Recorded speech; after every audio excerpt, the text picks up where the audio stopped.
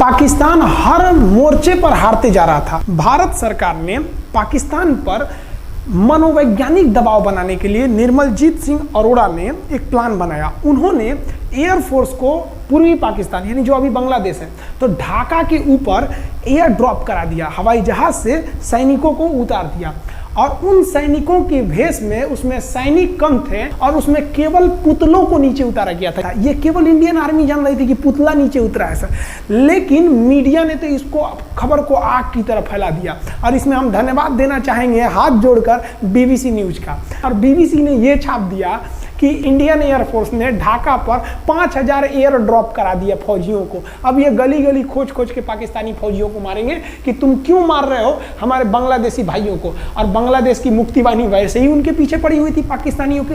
अब पाकिस्तानियों का पूरा मनोबल टूट गया, पाकिस्तानी गली गली छुप गए सब। सोचिए ये पुतला से डर जा रहे थे सब, रियलिटी में ये फौजी नहीं थे, ये पुतला गिराएगा एयर ड्रॉप करके। अब वो लोग डर के मारे भाग गए यहाँ पर। अब एयरफोर्स ने देखा कि उसकी ये छोटे से वैज्ञानिक दबाव का इतना खतरनाक असर पड़ा है।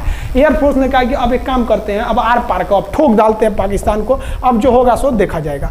एयरफोर्स ने बांग्लादेश के जो गवर्नर थे उनके घर पे हमला कर दिया। अब वो घर में नहीं थे, वो तो बच गए।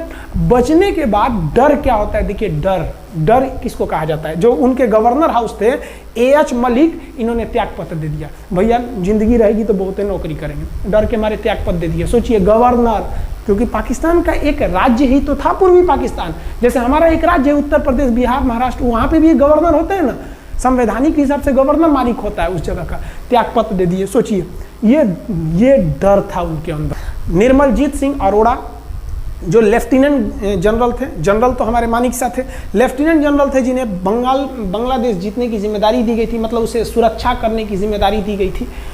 वो पाकिस्तान के लेफ्टिनेंट जनरल नियाजी से बात किए और उन्हें कहे कि हम आपको आधा घंटा का टाइम देते हैं और आप इस आधा घंटा में विचार कीजिए आप सरेंडर करते हैं कि नहीं। अगर आप सरेंडर कर देंगे तो हम आपको गारंटी देते हैं कि आपके सैनिकों को जिंदा रखा जाएगा, और अगर आप हमारी बात को नहीं मानेंगे, देखिए गवर्नर साहब के घर है, कोई ठीक नहीं है, आपके घर पे भी यही हो जाएगा।